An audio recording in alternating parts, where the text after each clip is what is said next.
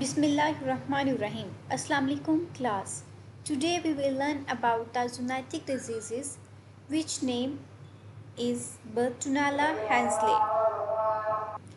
Bertonella Hansley is a zoonotic bacteria disease which may cause cat scratch disease or CSD in humans.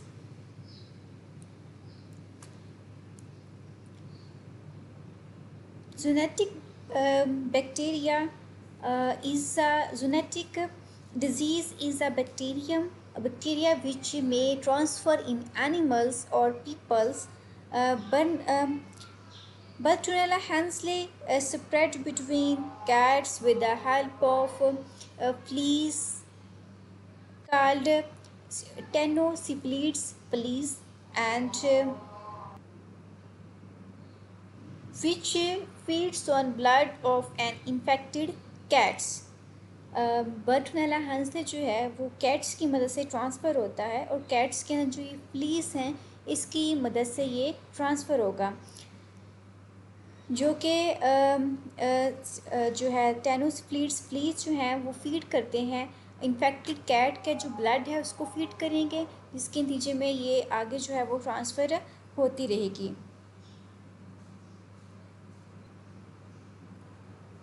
When a drop of feces contain Bartonella Hansley on the cat body, it transfers this disease. Finally, cats groom or scratch the Bartonella gets on the teeth or claws and can infect humans by scratching or biting. Hence the name called cat scratch disease or cat CSD fever. जब भी ये cat scratch या जो भी cat है अगर वो घूम करे या वो स्क्रैच करे जो बर्टोनेला हैंसले जो है उसके टीथ तक पहुंच जाएगा या फिर जास तक या क्लॉस तक उसके पहुंच जाएगा जिसके नतीजे में वो ह्यूमंस के अंदर फिर वो ह्यूमंस को इन्फेक्ट करेगा स्क्रैचिंग के थ्रू या फिर उसको अगर वो बाइट करता है मतलब कैट जो है अगर उस कैट के थ्रू वो स्क्रैचिंग होती है या फिर वो बाइट कर दे जिसके नतीजे में ये डिज़ीज़ होगी कैट स्क्रैच फीवर और cat scratch disease. Bacillary angiomatosis it causes severe primarily in compromised and bacillary angiomatosis जो है ये स्फीयर होता है और प्राइमरली ये इम्यूनो कॉम्प्रोमाइज्ड के अंदर जो है ये पाया जाता है. Bartonella Hansley is a gram-negative bacteria and it is also like a rod shape and it is a red or pink with gram staining. Bartonella Hansley जो है ये gram negative होता है और rod shape होगा और रेड और pink with gram staining colour देगा and its thin peptidoglycan wall doesn't retain and crystalline violet dye. Thin peptidoglycan wall होगी जो कभी भी रिटेन नहीं हो सकती. वेट थ्रिन स्टेन होगा जो कि डायरेक्ट विजुअलाइजेशन के लिए जो है वो इस्तेमाल किया जाता है. Bartonella Hansley is a facultative intracellular bacteria. In endothelial cells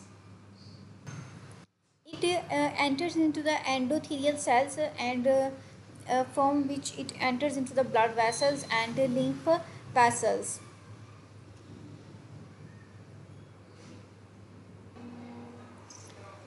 Here you can see them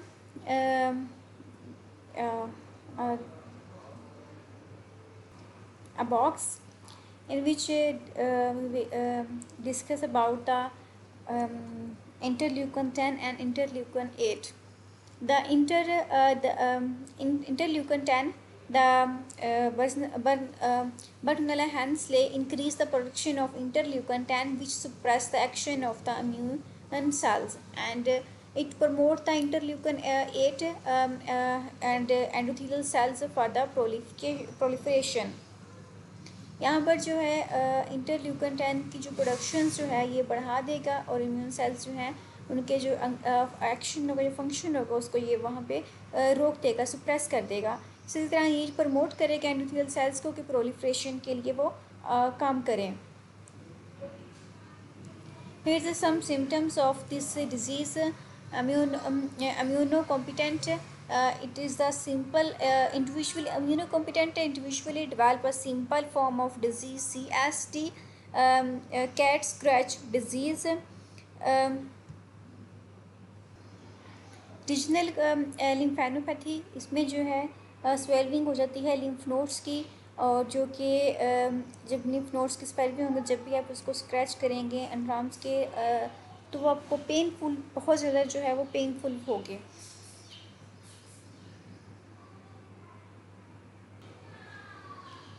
The regional lymphadenopathy which trigger the near the ending of the T cell response which cause the inflammation।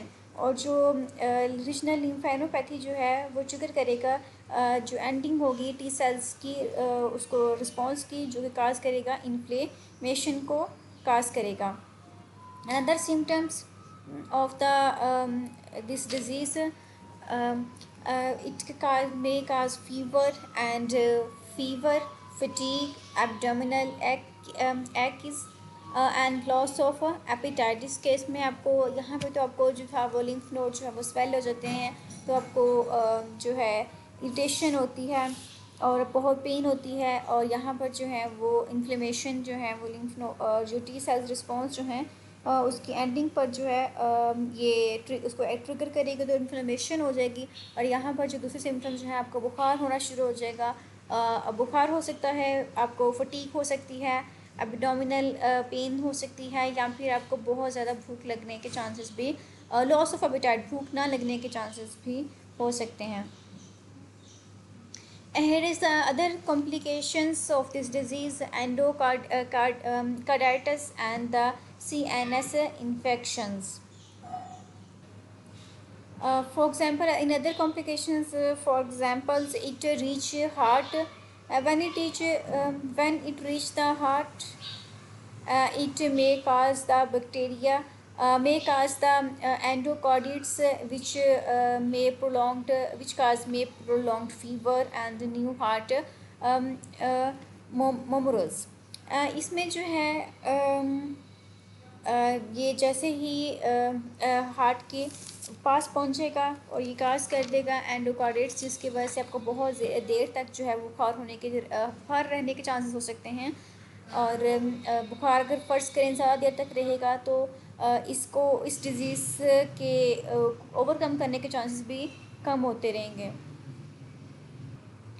Bacteria may also infect the CNS, central nervous system, because it causes central nervous infection, in which way it causes confusion, disorientation and scissor.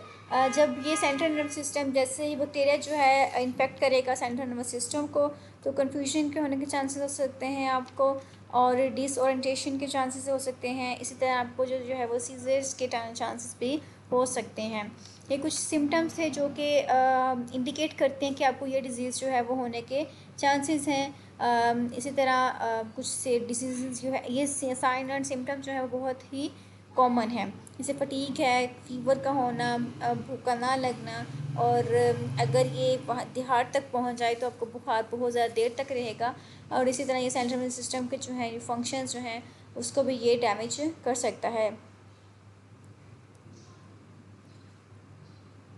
Here is some other, on the other hand, it cause immunocompromised is a HIV, which is a form of a CSD, cat scratch disease. It is a bacillary angiomatosis. It begins the popular vascular lesions, in which indicate the HIV plus with the CD4 plus, and it caused due to the neutrophils and the inflammation is caused due to the is made up of neutrophils, and similarly Kaposi's sarcoma is the inflammation made up of the leukocytes. यहाँ पर जो inflammation होगी वो neutrophils की वजह से होगी, और यहाँ पर जो वो होगी इन्फ्लेमेशन होगी वो लिम्फोसाइट्स की वजह से इन्फ्लेमेशन होगी। इसमें आपको यहाँ पर नज़र आ रहा है ये जो इन्फ्लेमेशन है वो न्यूट्रोफिल्स की वजह से है, यहाँ पर जो है वो लिम्फोसाइट्स की वजह से जो है इन्फ्लेमेशन होना शुरू हो जाएगी। इसी तरह जो है इसके दूसरे सिम्टम्स जो हैं सेम वैसे ही है। HIV की केस में फीवर हो सकता है, चिल्स, फटीग, वेट लॉस, आपको वेट के लॉस होने के चांसेस भी बहुत ज़्यादा हो सकते हैं। Here is some complications like other disease. Complications biliary obstructions and joints. जब पोर्टल वेल के अंदर जो है ये नोट यहाँ पर जो नोट जो है स्वेलिंग हो जाएगी, तो उसके केस में जो है आपको जॉइंटस के होने के चांसेस हैं, या फिर आपको विजन लॉस होना शुरू हो जाएगा। तो पोर्टल वेल के अंदर जो है वो नोट्स का स्वेल हो जाना, यहाँ पर आपको स्वेलिंग दिखाई गई है। यहाँ पे नोट जब स्वेल हो जाएंगी तो फिर आपको ये प्रॉब्लम्स, ये कॉम्प्लिकेशंस आ सकती हैं। पोर्टल वेल के अंदर आपको जॉइंटस हो सकता है और विजन लॉस भी हो सकता है।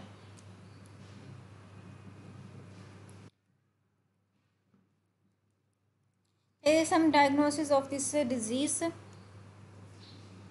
Here is some diagnosis of the disease in which indirect fluorescent assay testing is used, और enzymes linked immunoassay is used. इसमें जो है इंटरेक्ट फ्लोरेसेंट assay टेस्टिंग को हम इस्तेमाल कर सकते हैं, या फिर इंटरेक्ट फ्लोरेसेंट assay टेस्टिंग, या फिर हम enzymes linked immunoassay टेस्टिंग जो है वो इस्तेमाल कर सकते हैं। इसमें क्या हुआ, सीरम एंटीबायोटिक्स जो होगी वो इस्तेमाल की जाएगी बर्टनेला लेंसेज के अगेंस्ट। उस अगेंस्ट आपने जब भी कुछ यूज़ करना है तो सीरम एंटीबायोटिक्स आपने यूज़ करनी है। इसी तरह इसकी ट्रीटमेंट है वो हम किस तरह से इसको ट्रीट कर सकते हैं।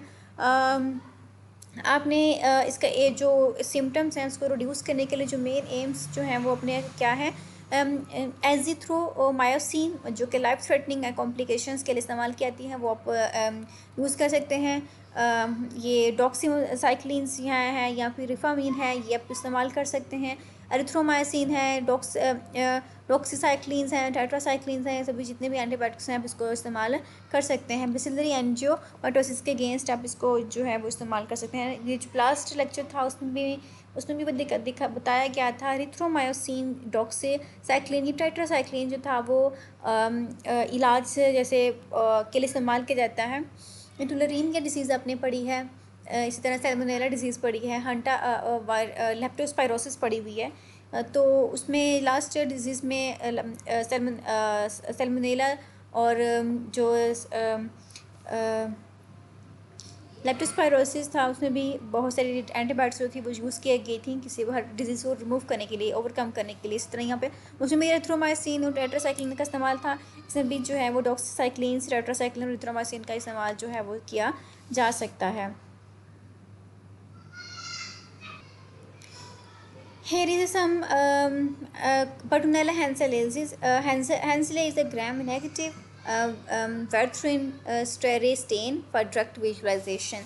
इसमें हम वेरथ्रिन स्ट्रे स्टेन जो है वो इस्तेमाल कर सकते हैं डायरेक्ट विजुअलाइजेशन के लिए। ये जो है ओवरव्यू है।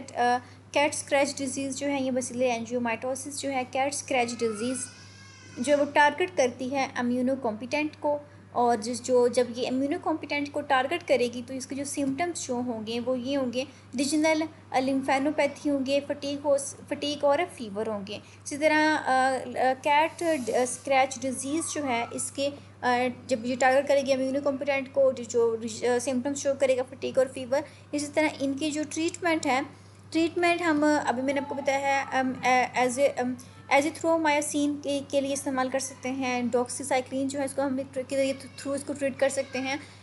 रिफाफिन के थ्रू आप इसको ट्रीट कर सकते हैं। मतलब कैट स्क्रैच डिजीज़ जो है ये टारगेट करेगी इम्यूनो कॉम्पिटेंट को टारगेट करने के बाद ये जो सिम्टम्स शो करेगी वो फटीग हो गए, हाई फीवर फटीग हो सकता है, इसी तरह फीवर हो सकता है, वेट लॉस हो सकता है। ये डिजीज़ सिम्टम्स जो है ये शो करेगी। इसकी ट्रीटमेंट जो है अब अभी आपको लास्ट स्लाइड्स में दिखाई गई है, ये टोटल इसका ओवरव्यू दिखाया गया है।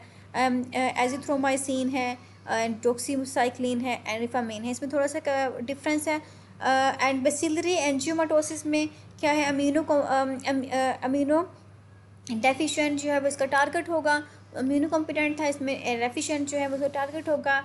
इसी तरह ये जो सिम्टम्स कुछ शो करेंगे, ये स्किन लेशंस सिम्टम्स शो करेंगे, fever, cheese, fatigue and weight loss का सिम्टम्स ये शो करेंगे। इसी तरह इसकी जो ट्रीटमेंट होगी वो एरिथ्रोमाइसिन है, डॉक्सीसाइक्लिन्स है, टेट्रासाइक्लिन्स हैं। In this you can see in the last picture of this slides. And यहाँ पे कैट स्क्रैच डिजीज़ जो है, बेसिलरी कैट स्क्रैच डिजीज़ और बेसिलरी एंजियोमाटोसिस में आप देख सकते हैं, इसमें इम्यूनो कॉम्पिटेंट टारगेट है, इसमें जो इम्यूनो डेफिशिएंट है, इसमें फीवर है, फटीक है, रीजनल लिम्फेनोपैथी है, इसमें स्किन लेशंस है, फीवर है, चिल्स है, फटीक और वेट लॉस है। इसकी जो ट्रीटमेंट है कैट स्क्रैच डिजीज़ में एजिथ्रोमाइसिन है, डॉक्सीसाइक्लिन है एंड रिफामिन है, इसमें जो है वो एरिथ्रोमाइसिन है, डॉक्सीसाइक्लिन्स हैं, टेट्रासाइक्लिन्स हैं। ये इस लेक्चर का टोटल ओवरव्यू था कि किस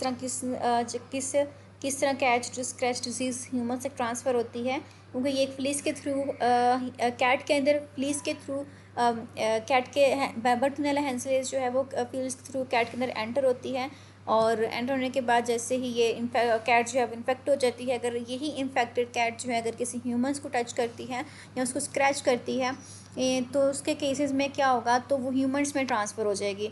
वो डिजीज़ ह्यूमन में कैट से ह्यूमंस में ट्रांसफ़र होगी, तो ये जब कैट से ह्यूमन स्क्रैच डिजीज़ जो है वो ट्रांसफ़र होगी, तो ये सिम्टम्स सिम्टम्स और ट्रीटमेंट जो सिम्टम्स शो करेगी, और उसके नतीजे में उसको ओवरकम करने के लिए, सिर्फ उस डिजीज़ को रिड्यूस करने के लिए आपको ये ट्रीटमेंट का अप्लाई करनी पड़ेगी।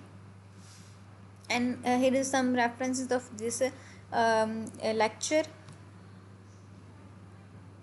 And now, thank you and Allah Hafiz.